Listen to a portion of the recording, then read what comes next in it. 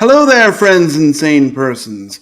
I'm Kyle. It's Wednesday, and it's time for another episode of Wednesday Whimsy. Wednesday Whimsy is, of course, a short show that I do every Wednesday evening where I talk about a board game topic, a top 10, something else that I happen to be thinking of, usually somewhat related to board games, although not always 100%. But anyway, we talk for a few minutes, usually not more than 20, although lately I've been running long. Uh, and we just sort of see what I think. So last week I talked about a game that I really enjoyed, a slightly older game called Alter Quest, a few years old and kind of hard to find. And as I was talking about it, I was thinking, I should probably do a top 10 list of my favorite dungeon crawler games. And so that's that's what I'm here to do today. I'm going to tell you about 10 great games that involve kind of going through a dungeon or something similar, I guess let's say. And I'll tell you what I think, why I like them. Maybe you can check them out for yourself. Some of them are harder to find, but that's okay. I will say that, if you go on to Board Game Geek, which is, of course, a great website for all things board game related, and you search things by the category of dungeon crawl, you'll get a whole lot of games that aren't really dungeon crawlers. Things like Zombicide, things like Bloodborne. And although they have some sort of common features, they just don't have that dungeon experience. So I chose to exclude those, even if I like them. Now, this isn't necessarily going to line up with my top 100 games of all time list. These are games that I picked because they're dungeon crawlers, and I ranked them based on how I'm feeling today, but kind of how much I enjoy them as a dungeon crawling game, not necessarily as a game sort of by itself. Anyway, with that out of the way, let's get into it, and we'll talk about my number 10.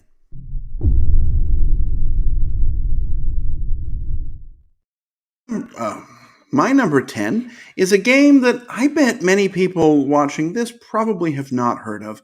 It came out with a Kickstarter, and then, there was another one, and the Kickstarter was massively delayed, of course. I'm going to try and find it here on Board Game Geek and show you a picture of it. But the game is called Chronicles of Drunagor. The first one is called Chronicles of Drunagor Age of Darkness. There's a second one eventually, someday coming through the Kickstarter. We'll have to go ahead and see. So Chronicles of Drunagor is sort of your standard dungeon crawling trope. You're a hero, or more than one hero. You're going through a dungeon.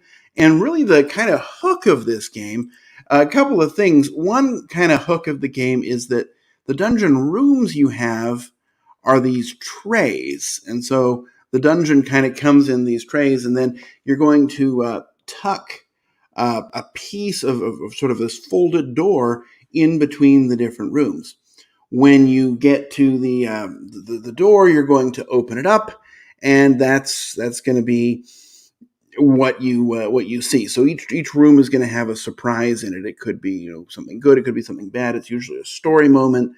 A lot of good story here. This game takes up a ton of space, but there's a lot of interesting mechanisms going on here with these sort of different cube selections that you're performing, and you're assigning these cubes to your actions. It doesn't really it does the same things thematically as other dungeon crawlers, but it really feels fresh and different.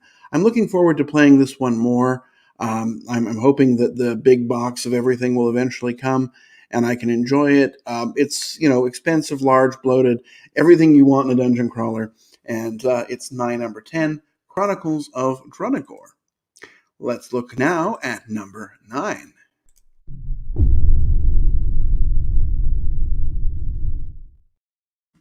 My number 9, I don't really feel like this is a cheat. In fact, I feel like it's legitimate. Otherwise, it wouldn't be on my list. But it's not really so much a dungeon crawler as it is a story game that happens to have lots of the same features and characteristics.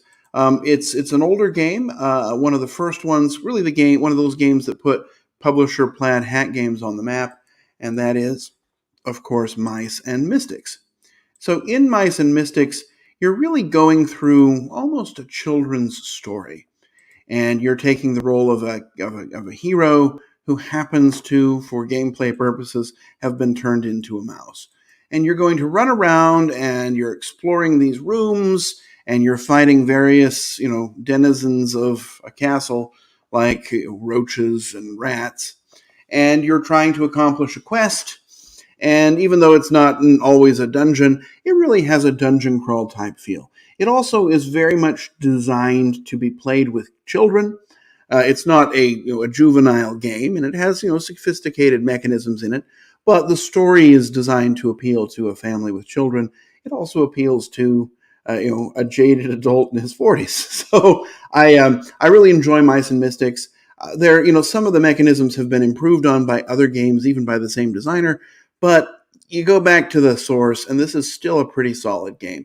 If I had a young child, it is something I would absolutely look forward to playing a lot. The pieces also look great, and it holds up really well after all this time. Number 9, Mice and Mystics. Let's look now at number 8.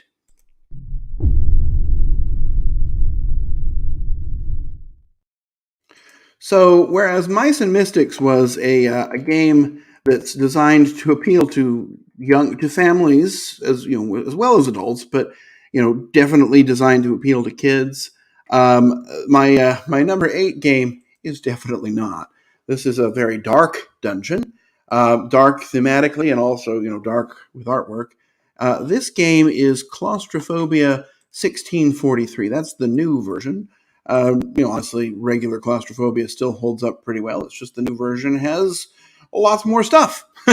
And I don't know if it's even available. But what you're going to do in this game, so the first 2 games I talked about are cooperative dungeon crawling games. This one is very much not cooperative. It's going to be 1 versus 1, ideally. One player is going to play a role of heroes who are like condemned criminals that are exploring these catacombs under the city, and another player is going to play an army of these troglodytes and other demons and imps, and you're both trying to accomplish different goals. The sides are very asymmetrical. The human characters, the heroic characters, I guess, are using this interesting dice mechanism, whereas the demon player is going to be using sort of different ways to activate things and pull surprises on the heroic player. There's a whole bunch of scenarios you can play, and it is very scenario-based. There might even be too much, but I like it. I think it looks good. I think it has a nice feel to it. The sides, I will say that some of the adventures can feel a little unbalanced, one side versus the other, but that's okay. You could always just play twice, or play another adventure, or just not take it too seriously. It's a really good game. It is complicated, much sort of more rules overhead than, for example, Mice and Mystics, but it's worth it if you can get into it. I really enjoy Claustrophobia 1643. I do just wish that the De Profundis expansion were available for that game, because that expansion is amazing. Anyway, either way, my number 8, a game I still really enjoy, Claustrophobia 1643. Let's take a look at number 7.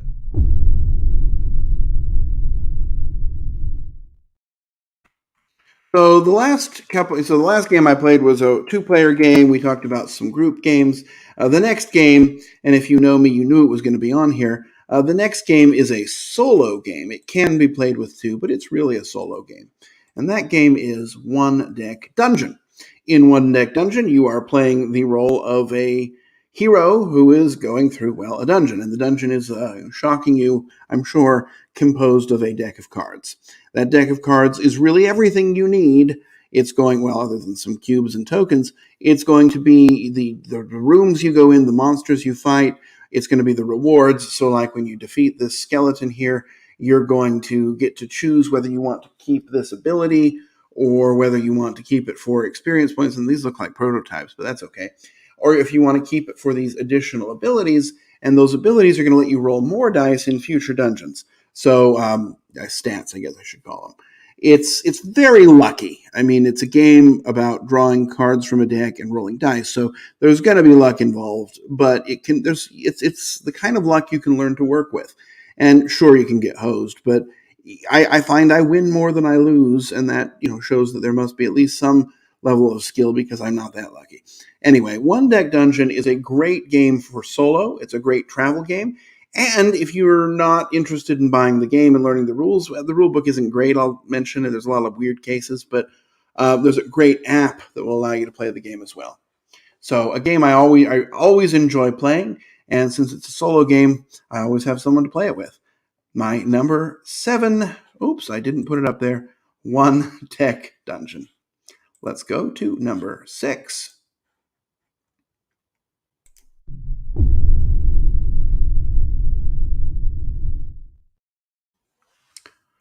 All right, my number 6 is a light-hearted dungeon game. It's a serious game. I'll tell you that it's a serious game, but it's also pretty lighthearted. This is the only dexterity dungeon game I know of, and that is, of course, Catacombs. I'm trying to pull it up here. I pulled up the wrong version.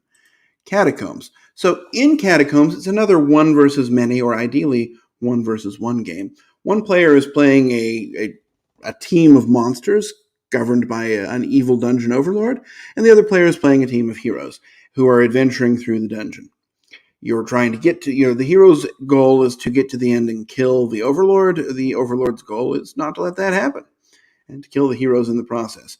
But the core of the game is that rather than being card-based or dice-based, it's a dexterity game where you're going to be, yikes, where you're going to be flicking these wooden discs across a board and trying to hit the opponent's discs. So when you hit an opponent's disc, you'll do it damage, and there are other kind of small discs you can add in that will let you do different special abilities. All the characters are different. There's a lot of variety in here, and it's light. It keeps its lighthearted nature, because of the artwork of the new version. Don't even bother looking at the old version, which was ugly. And then also because, it's a flicking game. You can't take it that seriously anyway. Someone who's better at flicking stuff is obviously going to do better, but that's okay. It's still a fun experience. Again, the rules there's a lot of rules and there's a lot of stuff in this game. So it's one that I don't get to play very often, just because the setup and sort of rules overhead for what is otherwise intended to be a simple game can be a little daunting. But I always enjoy it when I do get a chance. That's my number 6, Catacombs. Let's take a look now and see what my number 5 might be.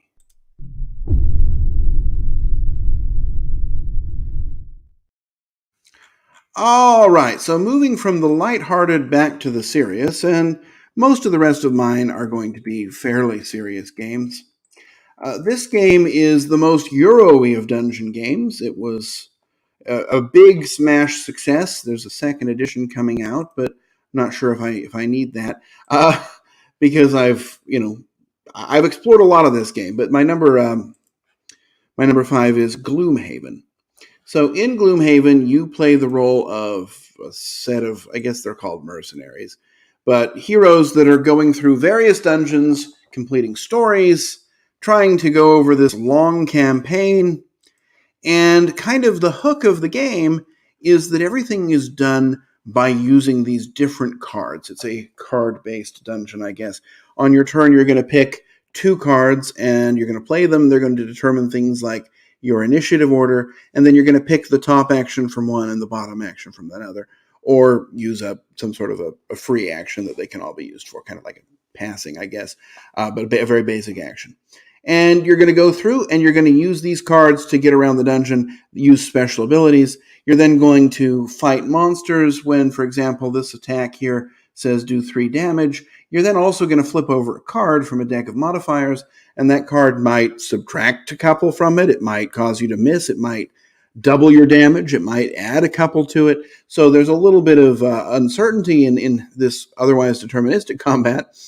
And that's where a lot of fun comes in, because as you go through the story, you're going to be upgrading this little deck of modifier cards. You can pull out some of the bad ones. You can put stickers on some of the good ones to make them even better. You're also going to go through and slowly modify the cards in your own deck, both by adding new ones and also by putting these, again, stickers on the card that are going to improve certain statistics about the card. And so by the time you go a couple quests in, your character has really evolved. And then, of course, the character decides to retire, which means you get a new character. That's always fun, too. You could always just not. I mean, no one's going to know. But anyway, the game is long. It's rules heavy. There's a lot going on, but it's really a good game if you can get into it. I really enjoy Gloomhaven. There's also the Jaws of the Lion variant, which is a separate game that kind of teaches you the rules bit by bit. A great way to learn the game. And then, it has real quests, like, real Gloomhaven quests that you can play. And you can then take the characters and mix them with your base Gloomhaven set. Over just slightly off camera, I have my boxes of Frosthaven. I have not really started messing around with that one yet, but it's like Gloomhaven Plus, so it's going to be a lot of the same with a lot more. Again, this is a series of games that I really enjoy. Great dungeon crawl feel. Maybe not for everyone because they're definitely complicated and rules heavy, but lots of fun if you're willing to invest the time. Let's go on now to my number 4.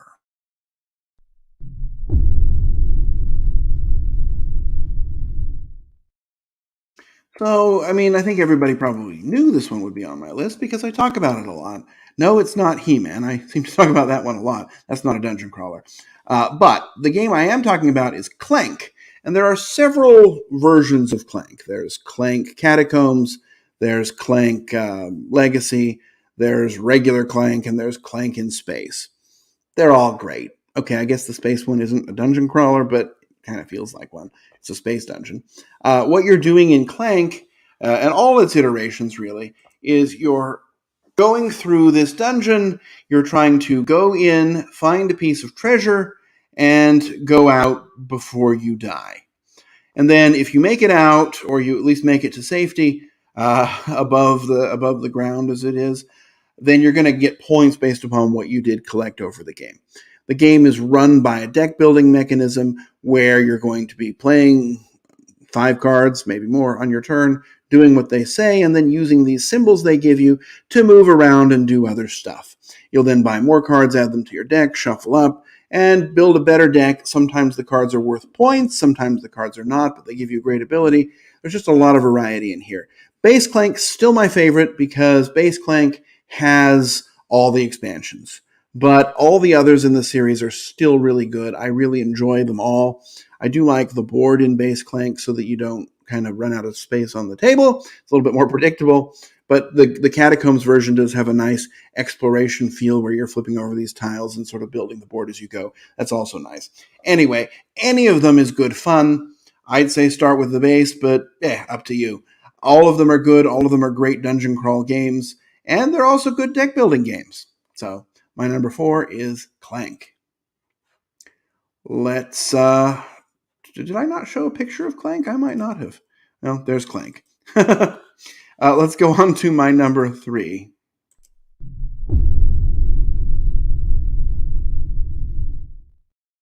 All right, my top 3 are going to be close. And I've played them all a lot of times. And I kind of ranked them almost randomly, but not really. I mean, there is some thought to this. My number 3 is the biggest of the games, and definitely the most expensive of the games, and that game is Shadows of Brimstone. So in Shadows of Brimstone, you are a team of sort of old Western folks. This is the Swamps of Death version. There's also the Caverns of something. There's a lot of versions of it. There's an Imperial Palace one and some sort of a cave one. Anyway, it doesn't matter. But in this game, you are a team of Old West explorers, sort of your general trope types, and you are going through this large, sprawling dungeon, and you are having an adventure. This is the most wild, swingy, lucky game out there, probably. Well, no, but it definitely is. I mean, you're rolling to move. You're drawing cards from a stack. You're fighting monsters by rolling dice. There's generally a ton of luck in this game, but it's so much fun. I mean, if things go great, you're lucky and you win. If things go poorly, you have an amazing story to tell. You'll develop these characters over the course of many games if you want to. I do find that's a little slow, and oftentimes, if you're just going to play a one-off, you might level your character up a couple of steps so that you have access to some special abilities. But it's just a lot of fun, right? This is one of the most purely fun adventure games. You don't think about all the look. There's a ton of rules, and the rule book's awful. You might not necessarily focus on them all. You might fudge them just a little in favor of the story. You'll find yourself set upon by huge swarms of monsters, as you see in this picture, huge bosses. And then I have a special version of the game. So I will say one problem with the game, in addition to it being expensive and taking up a ton of space and there being no way to store it, is all the figures are these plastic sprue things that you have to like clip off of this plastic frame and then assemble yourself. And there's, for example, this is going to be some model, and there are instructions, and they're not that hard to assemble for the most part. There are exceptions. But having to do this actually kept me out of the game for a long time. This is a lot of work to put into a game. My version is nicely assembled. I don't have everything, but I have a lot of things. And then my friend Victor went through and painted all of my pieces for me. So these are not his, but I have painted figures. There's just so much thought and love in this story. It's just a great game. Now, it's one I don't always want to play. And the reason for that is there's just no way to store it. I mean, the thought of opening that box and picking out what we're going to do is just daunting. But when I do get it out, it's one that I'll leave out for several days and just play and play and play, and then put away for a long time. But once I do that, it's just so much fun. Anyway, it's one I definitely recommend you try. It might not be for everyone, but it's definitely for me. Number 3, Shadows of Brimstone. We're already over time, but we only have 2 left to go. Let's go with number 2.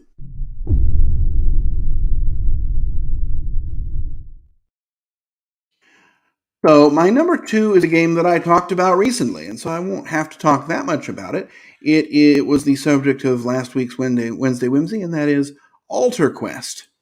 Altar Quest, a great dungeon crawl with unique characters, unique decks, terrible rules, but otherwise just a lot of fun. It uses a board, so you can always tell how big it's going to be. Interesting card play, interesting combat with exploding dice, lots to explore, campaign if you want it, one-off if you want it. Just generally a great game, well designed, worth your time, and my number 2 dungeon crawl of all time. Check out last week's episode if you want to hear more. That is Altar Quest. And I forgot to show the pictures. There's a picture of Altar Quest. And lastly, we're going to go on to my number 1.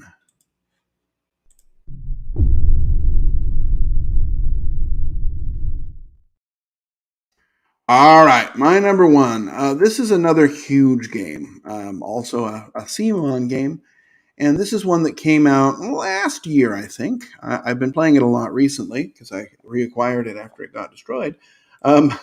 This game is Massive Darkness.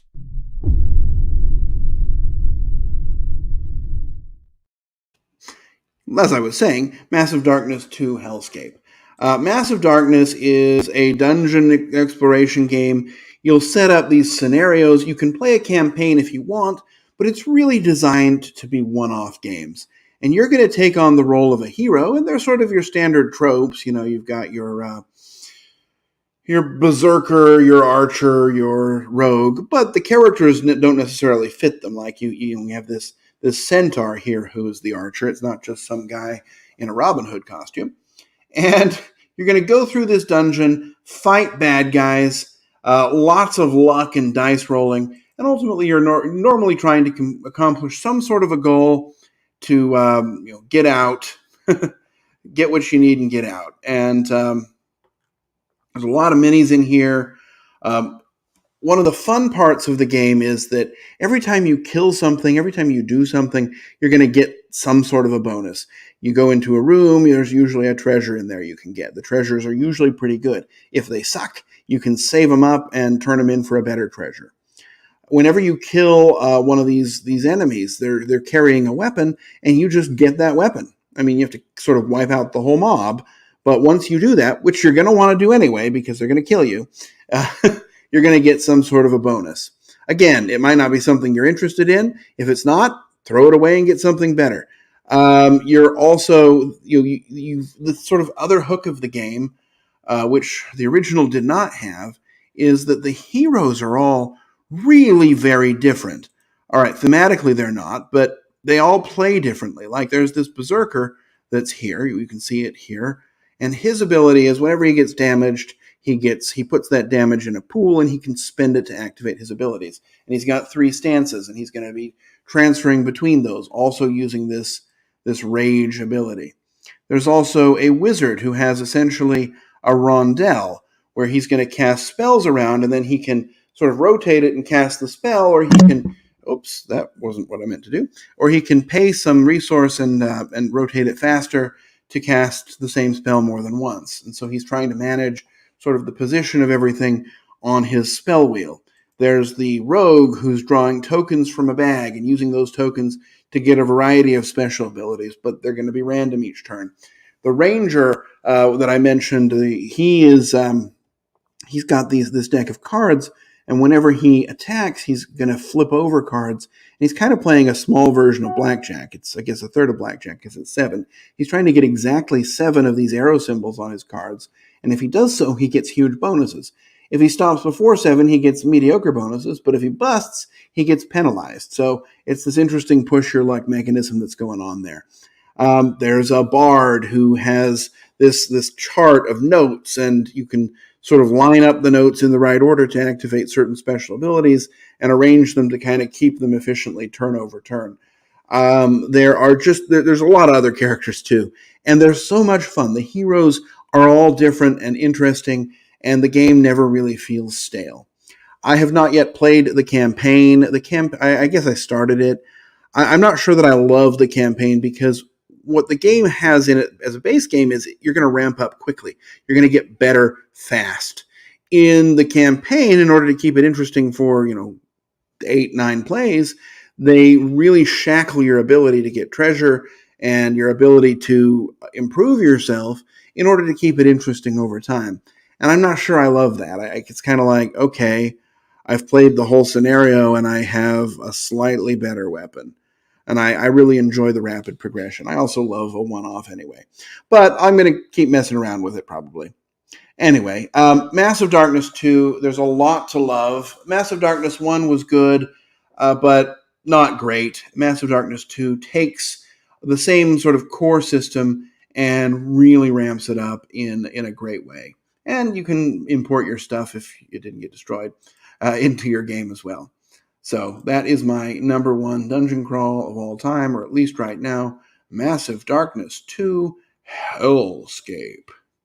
And that, friends, is the end of our list of top 10 dungeon crawlers. I went long. Sorry about that. I guess if you're still here, you chose to watch anyway. No one's forcing you. But I'm going to end things here. I've had a good time talking about these games. As you can tell, I really like them. There's a lot to love. There's a lot of good dungeon crawls out there. There's also some bad ones, I'll say that. But hey, try and enjoy and play and have a good time with it. And with that, I'm going to wish you safe travels and courage when you need it. And I will see you next time on Wednesday for another episode of Wednesday Whimsy. Bye-bye.